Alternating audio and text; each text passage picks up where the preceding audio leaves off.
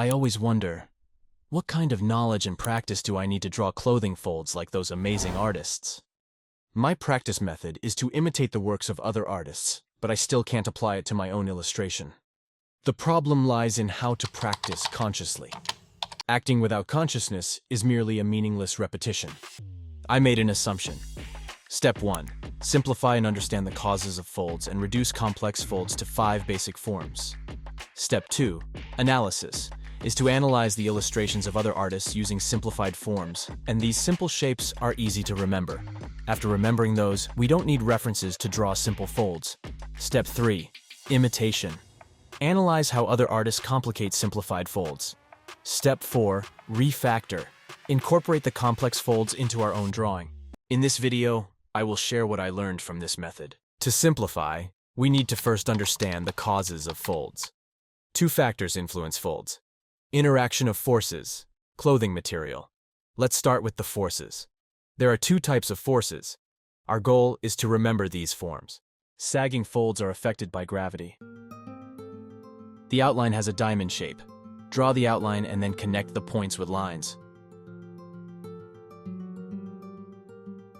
When there are 2 support points, the influence of gravity will gradually decrease until the latter fold cannot be connected. For example, these are all derived from basic folds. There are 3 basic types of compression: linking, oval, Z-shape. This is the most common type, where the shape of the fabric under compression can be simplified into a linking form. It expands outward from a single point. Oval shapes often appear together with linking forms. They usually appear in the waist and joint area. The fabric is subjected to pressure from both sides, which causes it to concentrate towards the center.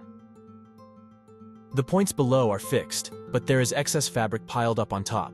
In this case, it will create Z-shape. Or, in other words, the spiral shape is more suitable, and the joint area also takes on this shape when compressed. I divided folds into these 5 types. Other artists may divide them into more categories. Try to find the one that suits your understanding better. The impact of clothing material on folds can be explained briefly. The thicker the fabric, the fewer folds there are, and vice versa. Analysis. To analyze the illustrations of other artists in a simplified form, we can identify the places where these basic shapes appear. It doesn't look good, and I feel it is unnecessary. I just need to do copy studies while keeping the basic form in mind. So I moved on to the next step, imitation.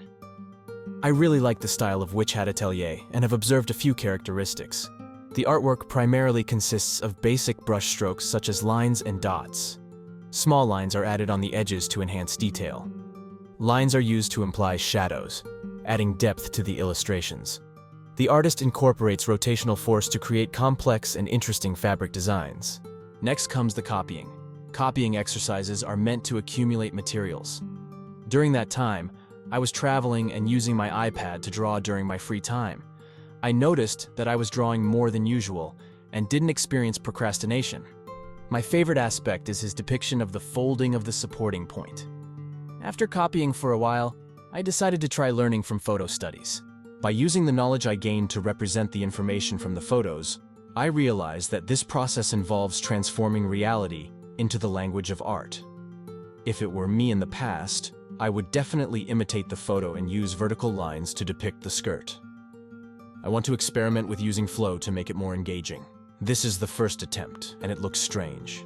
In the second attempt, it is better. In the third attempt, I extended the flow. Despite having a flow, there are still several issues present. Additionally, in order to align with the flow, the folds have become somewhat illogical. With this problem in mind, I continue my practice of copying. This is leading me to engage in meaningless practice once again. Do I truly need to remember all of these in order to create? This is not a positive sign. Whatever. I learned 3 methods to make folds look good from the practices. Shapes. This is the same concept as shapes hierarchy. Simply cut out the outline and make sure the outline is good. And then add more details inside. This seems like a composition prompt, where there is a basic outline, and the game is to find ways to add information within it. Rotational force. Adding a rotating force to the skirt, sleeves, and cape would make them more interesting. Flow. I really like this illustration. If you only look at the outline, it appears as a stable shape. However, adding flow to it makes it much more interesting. With these ideas in mind, I attempted an illustration. First, I drew the basic impression using shapes. Then, I tried to find a way to fill it in. The first draft is a diamond shape.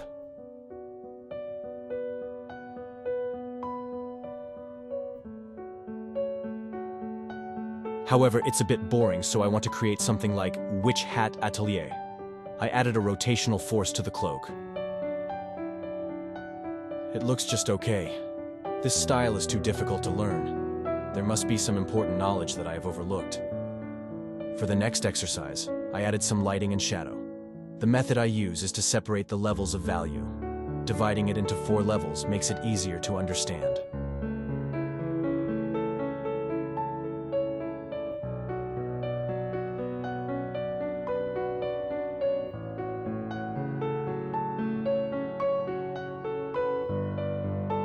I made another attempt. First, I drew the basic levels using only black and white. Then added colors to it. I like this one. Conclusion.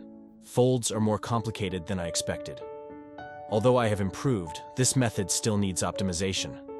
When creating, I can just draw simplified folds and then find references. I need to allocate more time to observe and learn how other artists handle different forms of folds. I have come to realize that my understanding of value is insufficient. Value is fundamental.